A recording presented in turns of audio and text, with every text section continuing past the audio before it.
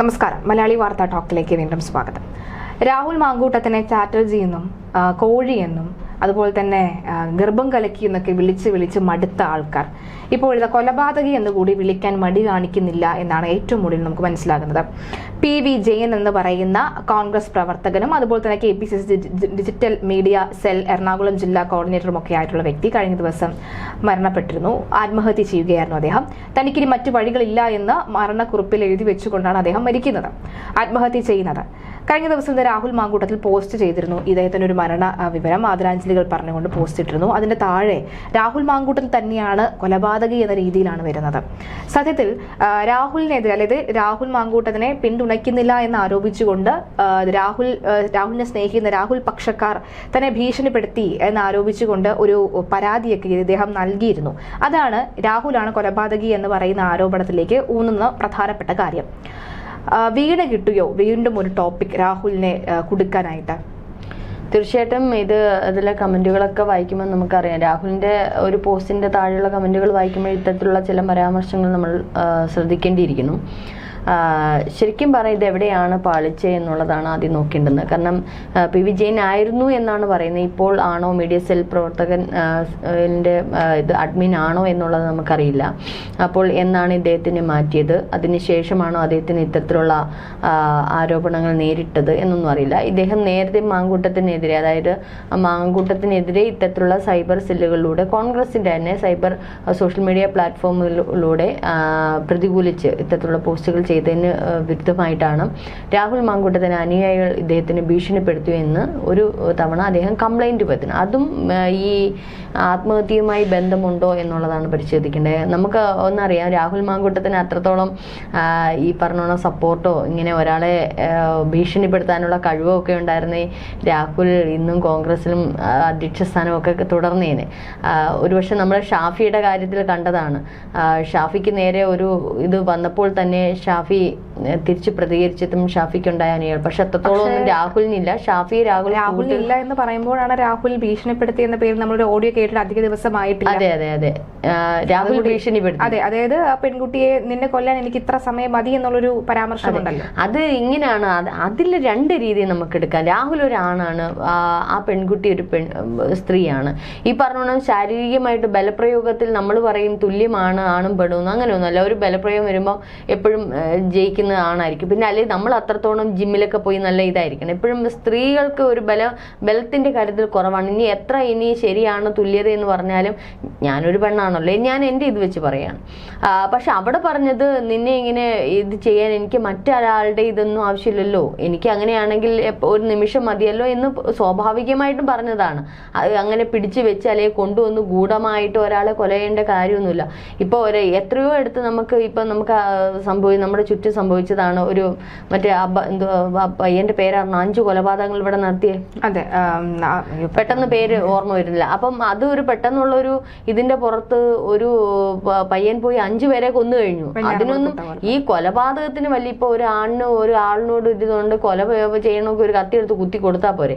അപ്പൊ കൊല ചെയ്യുന്നതിന് അത് ആണിനും പറ്റും പെണ്ണിനും പറ്റും. അത് വലിയ ഇതില്ല എന്നുള്ള രീതിയിലാണ് അത് പറഞ്ഞത്. പക്ഷെ അത് ഇങ്ങോട്ട് പറഞ്ഞതിന് ഒരു മറുപടി ആയിട്ടാണ്, നിന്നെ എനിക്ക് അങ്ങനെയൊന്നും കൊല്ലേണ്ട കാര്യമില്ലല്ലോ, അത് കൊല്ലണമെന്നുണ്ടെങ്കിൽ എനിക്ക് വേറെ ഇത് നാടകീയമായ ഇതൊന്നും സൃഷ്ടിക്കേണ്ട കാര്യമില്ല, അങ്ങ് കൊന്നാൽ പോരെ, ഒരു മിനിറ്റ് മുകളിലും താഴെ നോക്കാനില്ല എന്നുണ്ടെങ്കിൽ കൊന്നാൽ മതിയല്ലോ. പക്ഷെ അതല്ലല്ലോ. ഇവിടെ ഇപ്പോൾ ഇദ്ദേഹത്തിന്റെ ഒരു മരണവുമായി ബന്ധപ്പെട്ട് അദ്ദേഹത്തിന്റെ ആത്മഹത്യക്കുറിപ്പിൽ വ്യക്തമായിട്ട് പറയുന്നുണ്ട്, ഈ പറഞ്ഞത് കുട്ടികൾക്ക് കൊടുക്കുന്ന ഉപദേശമുണ്ട്, നിങ്ങൾക്ക് എന്തെങ്കിലും ഒരു ബുദ്ധിമുട്ടുണ്ടെങ്കിൽ കോൺഗ്രസിൽ തന്നെ നിങ്ങൾ ചെല്ലണം, കോൺഗ്രസിന്റെ നേതൃത്വത്തിൽ തന്നെ ചെല്ലണം, നിങ്ങൾക്ക് വേണ്ടുന്ന സഹായം കിട്ടുമെന്ന് പറയുന്നുണ്ട്. സാമ്പത്തിക ബുദ്ധിമുട്ടുകൾ ഉണ്ടോ എന്നുള്ളത് അന്വേഷിച്ചുകൊണ്ടിരിക്കുക, അവിടെയില്ല. ചില ഓരോരുത്തർക്കും മരിക്കാൻ ഓരോ കാരണങ്ങളില്ലേ എന്നുള്ള അദ്ദേഹം വ്യക്തിപരമായിട്ട് പറയുന്നുണ്ട്. ചിലർക്ക് ഓരോരുത്തർക്കും എന്താ പറയുന്ന, നമ്മൾ വിചാരിക്കും തീരെ ചെറുതാണ്, പക്ഷെ അവർക്കത് വലുതായിരിക്കും.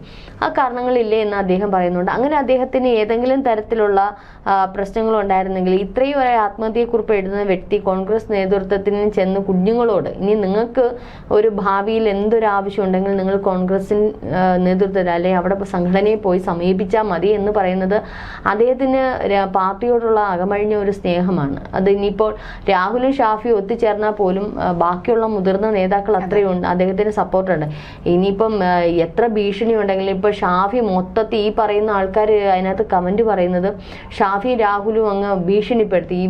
അവർക്കൊന്നും കാരണം ഒരാൾ ബലഹീനനായിരിക്കുന്ന ഒരു വ്യക്തിക്ക് വേറൊരാളെ ഭീഷണിപ്പെടുത്താൻ പറ്റില്ല എന്നുള്ളത് ആദ്യം ഈ ഒരു സാഹചര്യത്തിൽ അത് മനസ്സിലായി. ഇനി അദ്ദേഹത്തിന്റെ ഭീഷണി എന്തെങ്കിലും ഉണ്ടെങ്കിൽ അതുകൂടി ഒരു സോഷ്യൽ മീഡിയ ഹാൻഡിൽ ചെയ്യുന്ന വ്യക്തി, ഒരു അഡ്മിനാണ്, രാഷ്ട്രീയ പരിചയമുള്ള വ്യക്തിയാണ്, അത് ഏത് തരത്തിലായിരിക്കും പ്രയോഗിക്കുന്നത് ഒന്നുകൂടി എന്ന് ചിന്തിച്ചു നോക്കും. നമ്മൾ മാധ്യമ പ്രവർത്തകർ, നമ്മുടെ അടുത്ത് ഒരാൾ ഭീഷണിപ്പെടുത്തിയാൽ നമുക്ക് ഫോൺ റെക്കോർഡുണ്ട്, നേരെ കൊണ്ട് നേതൃത്വത്തെ കേൾപ്പിക്കുക. അല്ലെങ്കിൽ നാളെ ഇദ്ദേഹത്തിന് എന്തെങ്കിലും വേറെ ഏതെങ്കിലും അപകടം വന്നാൽ പോലും അത് ഒരു പക്ഷേ രാഹുലിനെതിരെ തിരിയും, അല്ലെങ്കിൽ ഷാഫിക്കെതിരെ രാഹുലിനെ പറയും. രാഹുൽ മാങ്കൂട്ടത്തിൽ തന്നെ പറയേണ്ടതില്ലല്ലോ, നേരത്തെ റിവ്യൂ യൂസ് ചെയ്ത പോലെ ഹൂ കെയേഴ്സ് എന്ന് മാത്രം. അതെ, ഇതിപ്പോ സ്വാഭാവികമായിട്ട് രാഹുലിനെതിരെ ഇത്തരത്തിൽ സൈബർ, അവരുടെ കോൺഗ്രസിൽ തന്നെ ഇത്തരത്തിലുള്ള സൈബർ പോരാട്ടം ഉണ്ടായി എന്നുള്ളതിന്റെ തെളിവ് കൂടിയാണിത്.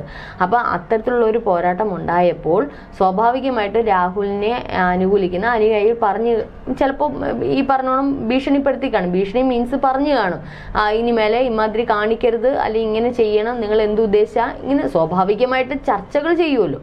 അത് നേരെ ആർക്ക് കൊണ്ടുവന്ന് പരാതി കൊടുത്തു? കോൺഗ്രസിൽ VD സതീശൻ ഉൾപ്പെടെയുള്ളവർക്ക് പരാതി കൊടുത്തു എന്നാണ് പറയുന്നത്.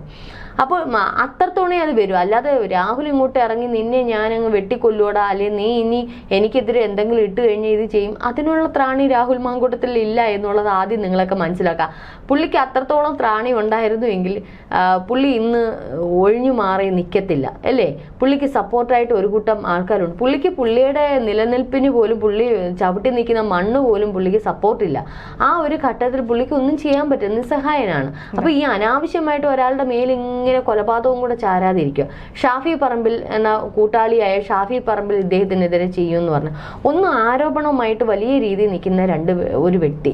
അപ്പൊ അദ്ദേഹത്തിന് കൂട്ടുപിടിക്കുന്ന ആരാണെങ്കിലും ചെറുതാണെങ്കിൽ പോലും അത് ആരോപണ വിധേയമാവും. മാത്രമല്ല രാഹുലിന്റെ കാര്യത്തിൽ നമ്മൾ കണ്ടതാണ് മാധ്യമങ്ങൾ എടുത്തിട്ട് അലക്കുന്നത്, ഒരു വോയിസ് ക്ലിപ്പ് പോലും വിടാതെ മാധ്യമങ്ങൾ എടുത്തിട്ട് അലക്കുന്നത് കണ്ട്. ഇത് ഷാഫിക്കും രാഹുലിനും കോൺഗ്രസിനും ഒക്കെ നന്നായിട്ട് അറിയാം. ഇന്നലെ VD സതീശൻ ഏഷ്യാനെറ്റ് ന്യൂസിന്റെ ഒരു പ്രസ്താവന നമ്മൾ നേരത്തെ ചർച്ച ചെയ്തിരുന്നു. എന്താണ് പറഞ്ഞത്? ഇന്നത്തെ കാലഘട്ടത്തിൽ ഫോണുകൾ പോലും ചോർച്ച ചെയ്യുന്ന ഒരു കാലമാണെന്ന്. അത് ഈ കോൺഗ്രസ് നേതൃത്വത്തിലുള്ള രാഷ്ട്രീയക്കാർക്ക് എല്ലാവർക്കും നന്നായിട്ട് അറിയാം.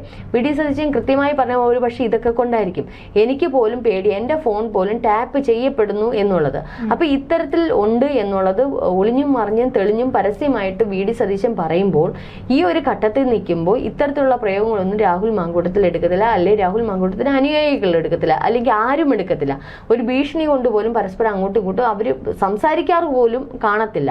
ഈ രാഹുൽ മാങ്കൂട്ടത്തിന്റെ വിഷയവുമായി ബന്ധപ്പെട്ട് എനിക്ക് മനസ്സിലായ ഒരു കാര്യം, ഒരു പക്ഷെ ഇവർ തമ്മിലുള്ള ഫോൺ സംഭാഷണങ്ങൾ പോലും നിർത്തലാക്കിയിട്ടുണ്ട്. അത് ഇന്നലെ VD സതീശൻ വ്യക്തമാക്കിയതിൽ നിന്ന് നമുക്ക് മനസ്സിലായ ഒരു കാര്യം. കാരണം ഫോണുകൾ അങ്ങോട്ടും ഇങ്ങോട്ടും ചെയ്താൽ പോലും ഇതിന്റെ കൃത്യമായിട്ടുള്ള തെളിവുകൾ പുറത്തു വരുന്നു. നമുക്കറിയാം റിപ്പോർട്ടർ ചാനൽ എങ്ങനെയാണ് ഓഡിയോ ക്ലിപ്പാണ് എടുത്തിട്ട് അലക്കിയിട്ടത്, ചാറ്റുകളാണ്. ഇത് എങ്ങനെയാണ് അവർക്ക് കിട്ടിയത്? അവർ അതിന്റെ സോഴ്സ് പറയുന്നുണ്ടോ? ഈ പെൺകുട്ടി ആണോ അതിന് കൃത്യമായ തെളിവ്? ആ പെൺകുട്ടി അങ്ങനെ ചാനലിന് കൊടുത്തതാണെന്നുണ്ടെങ്കിൽ ആ പെൺകുട്ടിക്ക് പൊതുമധ്യേ വരാലോ, പറയാലോ, ഞാൻ പരാതിക്കാരിയായിട്ട് വരാലോ. ഇപ്പോഴും ഒളിഞ്ഞു നിൽക്കേണ്ടുന്ന കാര്യം എന്താണ്? രാഹുലിന്റെ തന്നെ തെളിവാണ് എന്നുള്ളത് അറ്റ്ലീസ്റ്റ് ഒരു പോസ്റ്റിലൂടെയെങ്കിലും ആ പെൺകുട്ടിക്ക് ഇടാലോ. അല്ലെങ്കിൽ ഈ ഓഡിയോ സംഘടിപ്പിച്ച റിപ്പോർട്ടർ ചാനലിൽ ഇയാളുടെ ഒരു എക്സ്ക്ലൂസീവ് ഇന്റർവ്യൂ സംഘടിപ്പിക്കാൻ വലിയ പ്രയാസമില്ല. ആ പെൺകുട്ടിക്ക് ധൈര്യമായിട്ട് മുന്നിലേക്ക് വരാം. ഇനി പെൺകുട്ടി മറിഞ്ഞിരുന്ന ഒരാളെ വീഴ്ത്തേണ്ട കാര്യമില്ലേ? ഈ പെൺകുട്ടി അറിഞ്ഞോ അറിയാതെയാണോ ഈ ഓഡിയോ മാധ്യമ ലോകത്ത് എത്തിയെന്നുള്ളത് ചിന്തിക്കേണ്ടിയിരിക്കും. അങ്ങനെ നിരവധി വിഷയങ്ങൾ ഇതിനിടയിൽ കോൺഗ്രസിലെ ഗ്രൂപ്പുകളിലുള്ള പല ചാറ്റുകൾ ഉൾപ്പെടെ പുറത്തേക്ക് വരുന്നു, ഗ്രൂപ്പുകളിലുള്ള പല വോയിസ് ക്ലിപ്പുകൾ പുറത്തേക്ക് വരുന്നു. അപ്പൊ ഇതൊക്കെ എങ്ങനെയാണ്? അപ്പൊ VD സതീശൻ പറഞ്ഞ കൃത്യതയും തെളിവുമുള്ള കാര്യങ്ങളാണ്. എന്റെ പോലും ഫോൺ സംഭാഷണങ്ങളിൽ ചാറ്റ് ചെയ്യപ്പെടുന്നു, എനിക്ക് പോലും സ്വാതന്ത്ര്യം ഹനിക്കുന്ന തരത്തിലായിരിക്കുന്നു എന്നുള്ള അദ്ദേഹം പറയാതെ വെക്കുന്ന ഇത്. അപ്പൊ ഇത്തരത്തിലുള്ള വിഷയങ്ങൾ ഒരു പക്ഷേ കോൺഗ്രസിനെ ചുറ്റുമിട്ട് ശത്രുക്കൾ, ഒരുപക്ഷെ ഭരണപക്ഷം പോലും ചുറ്റുമിട്ട് വളഞ്ഞ് ആക്രമിക്കുമ്പോൾ ഇവരെല്ലാം വളരെ കെയർഫുൾ ആയിട്ടാണ് ഇപ്പോൾ ഹാൻഡിൽ ചെയ്യുന്നത്, ഫോൺ സംഭാഷണങ്ങൾ ഉൾപ്പെടെ. അപ്പൊ അടിത്തരത്തിൽ നിൽക്കുന്ന ഇല്ല എന്തു പറയുന്ന ശരശയിൽ നിൽക്കുന്ന രാഹുൽ മാങ്കൂട്ടൻ ഇനി ഒരാളെ കൊല ചെയ്യാൻ വേണ്ടിയിട്ടും കൂടെ ഇങ്ങനെ ഭീഷണിപ്പെടുത്തുമെന്ന് പറഞ്ഞാൽ വിശ്വസിക്കുന്നതിന് പറയുന്നതിനൊരിതില്ലേ. ഇനി അഥവാ അദ്ദേഹത്തിനെ അനുകൂലിക്കുന്ന അല്ലെങ്കിൽ അദ്ദേഹത്തിന്റെ ആരാധകർ നമ്മുടെ തന്നെ കമന്റുകൾ എന്തെല്ലാമാണ് പറയുന്നത്. ആരാധകർ ചിലപ്പോൾ പറയും ഇനി മേല കോൺഗ്രസ് നേതൃത്വത്തോട് തന്നെ ചിലപ്പോൾ പറയും ഇങ്ങനെ എന്തിനാണ് ഒരാളെ ശിക്ഷിക്കുന്നത്, എന്തിനാണ് നമ്മുടെ തന്നെ സൈബർ ഗ്രൂപ്പിൽ നമ്മുടെ തന്നെ നേതാവിനെ ഇട്ട് കൊടുക്കുന്നത്. അത് ഒരുപക്ഷെ ശരി തന്നെയല്ലേ. നിങ്ങൾ മറ്റൊരു VD സതീശനെ അനുകൂലിക്കുന്നവരുടെ രാഹുൽ മാങ്കൂട്ടത്തിനെ എതിർക്കുന്നത് ഇത് രണ്ട് കോൺഗ്രസ് നേതാക്കന്മാരാണ്. ഇങ്ങനെ പരസ്പരം കുത്തി അവനവന്റെ പല്ലട കുത്തി നാറ്റിക്കുന്നതല്ലാതെ ഈ പറയുന്നത് പോലെ നിങ്ങൾ മറ്റുള്ള കാര്യങ്ങൾക്ക് വേണ്ടി എതിർ കക്ഷികളെ എതിർക്കൂ എന്ന് പറയുന്ന ചിലപ്പം അനിയകൾ പറഞ്ഞു കാണും. അതൊരു പക്ഷെ പരാതിയായിട്ട് പോയി കാണും. അല്ലാതെ അദ്ദേഹത്തിന്റെ മരണത്തിന്റെ കാരണം രാഹുൽ മാങ്കൂട്ട അങ്ങനെ അദ്ദേഹത്തിന് മരിക്കേണ്ട കാര്യമൊന്നുമില്ല. കാരണം അദ്ദേഹത്തിന് ചുറ്റും ഒന്ന് ആലോചിച്ച് നോക്കൂ, രാഹുൽ മാങ്കൂട്ടത്തിനെതിരെ തിരിയുന്ന ആൾക്കാർക്കൊക്കെ ചുറ്റും വളരെ സപ്പോർട്ടാണ് കോൺഗ്രസ് നേതൃത്വത്തിലുള്ളത് അല്ലേ. അതിലെ മഹിളാ കോൺഗ്രസ് പ്രവർത്തകർ ഉൾപ്പെടെ ചുറ്റുമുള്ള വ്യക്തികൾ. എന്നാൽ ഇപ്പൊ ഇത്രയും ദിവസമായാലും അദ്ദേഹം മരണപ്പെട്ടല്ലോ. അങ്ങനെ എന്തെങ്കിലും ഉണ്ടായിരുന്നെങ്കിൽ കോൺഗ്രസിനകത്ത് തന്നെ ഒരുപക്ഷെ രാഹുലിനെ ചവിട്ടി പുറത്താക്കാൻ നിൽക്കുന്ന എത്രയോ പേരുണ്ടായിരുന്നു. അവരാരെങ്കിലും ഇത് പ്രതികരിക്കത്തില്ലേ? രാഹുൽ മാങ്കൂട്ടത്തിലാണ് ഇതിന് കാരണമെന്ന് പറയത്തില്ലേ? അല്ലെങ്കിൽ ഇതിന് വലിയ പ്രതിഷേധങ്ങൾ ഉണ്ടാവത്തില്ലേ? അല്ലെങ്കിൽ അടുത്ത പറയും നമുക്കൊന്ന് ആലോചിച്ച് നോക്കൂ, CPM കിട്ടാൻ കാത്തിരിക്കുമല്ലേ, എടുത്തിട്ട് അലക്കത്തില്ലേ? ഒന്നും വന്നില്ലല്ലോ. അപ്പൊ ഇത് വെറും ഒരു രാഹുലിന്റെ മണ്ട ഇനി എന്തുമാകാം എന്നുള്ളൊരിതാ, അല്ലെങ്കിൽ ഷാഫിയുടെ മണ്ട എന്തുമാകാം എന്നുള്ള ചോദിക്കാൻ പറയാനും ആരുമില്ല. പക്ഷേ ഇതിന് മറ്റെന്തെങ്കിലും ഉണ്ടോ എന്നുള്ളത് നമ്മൾ അറിയേണ്ടിയിരിക്കുന്നു. കാരണം രാഹുൽ മാങ്കൂട്ടത്തിനെതിരെ ഇത്തരത്തിലുള്ള ആദ്യ കാലഘട്ടത്തിലാണ് കോൺഗ്രസിന്റെ സൈബർ ഇടത്തിൽ നിന്ന് തന്നെ അറ്റാക്ക് ഉണ്ടായിരിക്കുന്നത്. അത് ഒരു പക്ഷെ VD സതീശനെ അനുകൂലിച്ചുകൊണ്ടാണ്. ഇത് രാഹുലും അറിയുന്നില്ല, സതീശനും അറിയുന്നില്ല. അപ്പൊ ഇത്തരത്തിൽ രാഹുലിനെ പ്രതിരോധിച്ചുകൊണ്ടുള്ള അല്ലെങ്കിൽ രാഹുലിനെ വിമർശിച്ചുകൊണ്ടുള്ള പോസ്റ്റുകൾ ഇട്ടത് കോൺഗ്രസ് നേതൃത്വത്തിന്റെ അനുവാദത്തോടു കൂടിയാണോ എന്നുള്ളത് പരിശോധിക്കേണ്ടിയിരിക്കുന്നത്.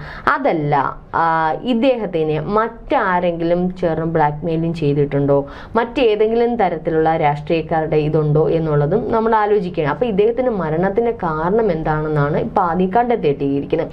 ഇത്തരത്തിൽ രാഹുലിനെ വിമർശിക്കുന്ന, ഇനി നമുക്ക് തിരിച്ചും ചിന്തിക്കാമല്ലോ, വിമർശിക്കുന്ന തരത്തിലുള്ള പോസ്റ്റ് ഇദ്ദേഹത്തിനെയും കൊണ്ട് നിർബന്ധിപ്പിച്ച് ഒരു മനുഷ്യനെ ക്രൂശിക്കത്തക്ക രീതിയിലുള്ള പോസ്റ്റ് നിർബന്ധിച്ച് ആരെങ്കിലും ചെയ്യിപ്പിച്ചതാണെങ്കിൽ അതിന്റെ മനോവിഷമത്തിനും ഇദ്ദേഹത്തിന് സൂയിസൈഡ് ചെയ്യാമല്ലോ. ഇപ്പോൾ രാഹുലിനെ വിമർശിക്കുന്നവർ അങ്ങനെ എന്തുകൊണ്ട് ചിന്തിക്കുന്നില്ല? ഇദ്ദേഹത്തിനെ ഫോഴ്സ് ചെയ്ത് ആരെങ്കിലും ഇത്തരത്തിലുള്ള പോസ്റ്റുകൾ അല്ലെങ്കിൽ ഇത്തരത്തിൽ സോഷ്യൽ മീഡിയയിലൂടെ പ്രചരണം നടത്തിയതാണെന്നുണ്ടെങ്കിൽ അദ്ദേഹത്തിന് മാനസിക നില തെറ്റി, അല്ലെ ഇത്രയും ഒരു മനുഷ്യൻ ക്രൂശിക്കപ്പെടുന്നത് കണ്ടുകൊണ്ട് സ്വജീവിതം അല്ലെ അതിനും മേലെ ഇദ്ദേഹത്തിന് പ്രഷർ മറ്റേതെങ്കിലും തരത്തിൽ കൊടുത്തിട്ടുണ്ടോ എന്നുള്ളതും കൂടെ ശ്രദ്ധിക്കേണ്ടിയിരിക്കുന്നു. അത് കോൺഗ്രസ് പ്രവർത്തകരാണ് ശ്രദ്ധിക്കേണ്ടത്. മറുഭാഗത്ത് നിന്ന് ചോദിച്ചാൽ ഷാഫിയുടെ അല്ലെങ്കിൽ രാഹുലിന്റെ വലിയ ഏതോ ഗുണ്ടകൾ ഇനി ഇദ്ദേഹത്തിനെ തകർക്കുമെന്ന് വേണ്ടി, അങ്ങനെയാണെങ്കിൽ ഏറ്റവും വലിയ സ്ട്രോങ് ആയിട്ടുള്ള നേതാവാണ് VD സതീശൻ. പ്രൊട്ടക്ട് ചെയ്തില്ലേ KC വേണുഗോപാൽ, ആരൊക്കെയുണ്ട്, സുധാകരൻ, എത്ര മുതിർന്ന നേതാക്കളുണ്ട് കോൺഗ്രസിന്റെ പക്ഷത്തിരിക്കാൻ. രാഹുൽ ആരുമല്ല, ഒരുപക്ഷെ ഷാഫിയുടെ കൂടെ കുറച്ച് പേരെങ്ങാണ്ട് ഉണ്ട് എന്നല്ലാതെ നേതാക്കന്മാർ ഉണ്ട് എന്നല്ലാതെ ആരുണ്ട്? അപ്പം അങ്ങനെ അദ്ദേഹത്തിനെ കോൺഗ്രസ് ഒറ്റപ്പെടുത്തി അല്ലെ കോൺഗ്രസിന്റെ രാഹുലിനെതിരെ തിരിഞ്ഞതുകൊണ്ട് രാഹുലിന്റെ ഗുണ്ടകൾ വന്നതിന് അത് എന്ത് ഇതായിട്ടാണ്. പക്ഷെ തിരിച്ച് ചിന്തിക്കേണ്ടിയിരിക്കുന്നു, രാഹുലിനെതിരെ എന്തെങ്കിലും ഗൂഢാലോചന ചെയ്യാൻ ഇദ്ദേഹത്തിനെ ഫോഴ്സ് ചെയ്തിട്ടുണ്ടോ, ബ്ലാക്ക് മെയിൽ ചെയ്തിട്ടുണ്ടോ, കരുവാക്കിയിട്ടുണ്ടോ, അതിന്റെ ഒരു വേദനയുടെ ഭാഗമായിട്ട് ഇദ്ദേഹം ആത്മഹത്യ ചെയ്തതാണോ എന്ന് നോക്കേണ്ടിയിരിക്കുന്നു. മറ്റേതെങ്കിലും തരത്തിൽ ഇദ്ദേഹത്തിന് ബ്ലാക്ക് മെയിലിംഗ് വന്നിട്ടുണ്ടോ എന്നുള്ളത് ചിന്തിക്കേണ്ടിയിരിക്കുന്നു. മറ്റേതെങ്കിലും സാഹചര്യം, ഇപ്പൊ അദ്ദേഹത്തിന്റെ സാമ്പത്തിക പരിസ്ഥിതി എങ്ങനെയാണെന്നുള്ളത് നോക്കുന്നുണ്ട്. അതിലെന്തെങ്കിലും ബുദ്ധിമുട്ട് അനുഭവിച്ചാണോ ഇപ്പം? കാരണം നമുക്ക് BJPയിലെ അനിൽകുമാറിന്റെ മരണം, ഇപ്പൊ നിരവധി നേതാക്കന്മാർ മരണപ്പെടുന്നുണ്ട് തന്നെ, നിരവധി പ്രശ്നങ്ങളിലൂടെ. എനിക്ക് തോന്നുന്നു BJPയുടെ അനിൽകുമാറിന്റെ മരണം വേണ്ട മാധ്യമ ശ്രദ്ധ കിട്ടുന്നില്ല എന്നാണ്. കിട്ടുന്നില്ല, അത് ഇതിപ്പോ കിട്ടുന്നുണ്ടോ? അപ്പൊ ഇത് എന്താണ് റീസൺ എന്നുള്ള നമ്മൾ കണ്ടെത്തേണ്ടിയിരിക്കുന്നു. ഇപ്പം ഇന്നലെ CPMലെ ഒരു DYFI നേതാവ് പറയുന്ന കേട്ട് അദ്ദേഹം ഏതൊരു ബാങ്കിൽ കൊണ്ടുവന്നു, സഹകരണ ബാങ്കിൽ കൊണ്ടുവന്ന് പണം ഇട്ട് കിട്ടിയില്ല, അദ്ദേഹം വെട്ടിലായിരിക്കുന്നു, CPM ഇടപെട്ടില്ലെങ്കിൽ ആത്മഹത്യ ചെയ്യുമെന്നും പറഞ്ഞുകൊണ്ട് ഭീഷണി മുഴക്കിയിരിക്കുന്നു. അപ്പൊ ഇതിൽ എന്താണ് നേതാക്കന്മാർക്ക് പറ്റുന്നതെന്നുള്ള അറിഞ്ഞുകൂടാ. ഇതിൽ ഇവരെയൊക്കെ കരുവാക്കുന്നതാണോ, ബ്ലാക്ക് മെയിൽ ചെയ്യുന്നതാണോ എന്നുള്ളത് കണ്ടെത്തേണ്ടിയിരിക്കും. ഇപ്പൊ തീർച്ചയായിട്ടും ഇദ്ദേഹത്തിന്റെ കാര്യത്തിൽ കുറച്ചുകൂടി വ്യക്തത വരണമെങ്കിൽ പോലീസ് അന്വേഷണം കുറച്ചുകൂടി ഊർജിതമാക്കണം. സാമ്പത്തിക ഇടപെടാണെങ്കിൽ ഒരുപക്ഷെ അതായിരിക്കാം കാരണം. അല്ലാതെ രാഹുൽ മാങ്കൂട്ടത്തിനെ ഇദ്ദേഹത്തിനെ കൊല്ലാമെന്ന് ഭീഷണിപ്പെടുത്ത പിന്നെ കൊല്ലാതിരിക്കുന്നവൻ പിന്നെ ചാവേണ്ട കാര്യമില്ലല്ലോ. എന്തായാലും എന്നെ കൊല്ലുമല്ലോ, പിന്നെ ഞാനായിട്ട് പോകേണ്ട അങ്ങനെ എന്തായാലും അല്ല. പിന്നെ വേറെ ഏത് ഭീഷണിയാണോ ഉണ്ടാകുന്നത്? വേറെ ഏതെങ്കിലും ഭീഷണി വന്നിട്ടുണ്ടോ? ഇനി മറ്റേതെങ്കിലും ഇദ്ദേഹത്തിനെ കരുവാക്കിയിട്ടുണ്ടോ എന്നുള്ളതാണ് നോക്കേണ്ടിയിരിക്കുന്നത്. അതെന്തായാലും വരും ദിവസങ്ങളിൽ നമ്മൾ കണ്ടെത്തും. പക്ഷെ രാഹുലിനെതിരെ വീണ്ടും ഈ പറഞ്ഞ ചാട്ടവാറ് കൊണ്ട് അടിച്ച് നിരപ്പാക്കിയിട്ട് വീണ്ടും അടുത്തത് തീക്കകത്ത് ചുട്ട ചാട്ടവാറ് വീണ്ടും ഉണർന്നു വരുമ്പോൾ വീണ്ടും അടിച്ചെടുക്കാനുള്ള, അതായത് പണ്ടൊക്കെ നമ്മൾ കേട്ടിട്ടുണ്ട് ചാട്ടവാറ് കൊണ്ട് അടിച്ചിട്ട് ഉപ്പിനകത്ത് മുക്കിയിട്ട് വീണ്ടും അടിക്കുവാന്ന്. കാരണം ഇതിങ്ങനെ അടർന്ന് ഈ പരു ഒരിക്കലും മുറിവ് ഉണങ്ങാത്ത രീതിയിൽ വീണ്ടും വീണ്ടും അടിക്കുന്ന രീതിയിൽ ഒരാളെ ക്രൂശിക്കുന്നതിന് ഒരു പരിധിയുണ്ട്. എന്ത് വന്നാലും ഇപ്പൊ രാഹുൽ മാങ്കൂട്ടം, ഇനി ആര് മരിച്ചാലും രാഹുൽ മാങ്കൂട്ടത്തിൽ എന്നുള്ള രീതിയിലേക്ക് പോകുന്നു. ഏതായാലും വരും ദിവസങ്ങളിൽ ഇതറിയാം. രാഹുൽ പക്ഷെ അതിനൊരു അനുശോചന രേഖപ്പെടുത്തിയിരുന്നു. പോസ്റ്റ് ഇങ്ങനെയായിരുന്നു: ഈ പറഞ്ഞ തങ്ങളുടെ പ്രിയപ്പെട്ട സഹപ്രവർത്തകനും KPCC digital media cell Ernakulam ജില്ലാ കോർഡിനേറ്ററുമായ PV ജെയിന്റെ അകാല വിയോഗത്തിൽ ആദരാഞ്ജലികൾ. സൈബർ ഇടങ്ങളിൽ പാർട്ടിയുടെ ആശയങ്ങൾ പ്രചരിപ്പിക്കുവാൻ ജെയിൻ നടത്തിയ ശ്രമങ്ങൾ പാർട്ടിക്ക് വലിയ മുതൽക്കൂട്ടായിരുന്നു എന്നാണ് രാഹുൽ. അപ്പൊ അതിൽ തന്നെ അറിയാം ഇപ്പൊ ആശയങ്ങളുടെ പോരാട്ടത്തിലോ അല്ലെങ്കിൽ രാഹുലിനെതിരെയുള്ള ഇതിലോ എന്തെങ്കിലും പറഞ്ഞിട്ടുണ്ട് എന്നല്ലാതെ ഒരുപക്ഷെ കോൺഗ്രസിന് വേണ്ടിയിട്ട് പോരാടുന്ന ഓരോ പ്രവർത്തകർക്കും ഒരുപക്ഷെ രാഹുൽ മാങ്കൂട്ടത്തിനും ഷാഫിക്കും ഒക്കെ പ്രിയപ്പെട്ട കോൺഗ്രസ് എന്ന് പറയുന്ന അല്ലെങ്കിൽ ഓരോ പാർട്ടി എന്ന് പറയുന്ന ഒരു വികാരമാണല്ലോ അവർക്കൊക്കെ. അല്ലാതല്ലോ അവർ രാഷ്ട്രീയ നേതാക്കളായത്, രാഷ്ട്രീയത്തിലുള്ള ഒരു വികാരം കൊണ്ട് തന്നെയാണല്ലോ. അപ്പൊ തീർച്ചയായിട്ടും PV ജെയിന്റെ ഒരു മരണത്തിന്റെ കാരണം എന്തായാലും പോലീസ് കണ്ടെത്തട്ടെ.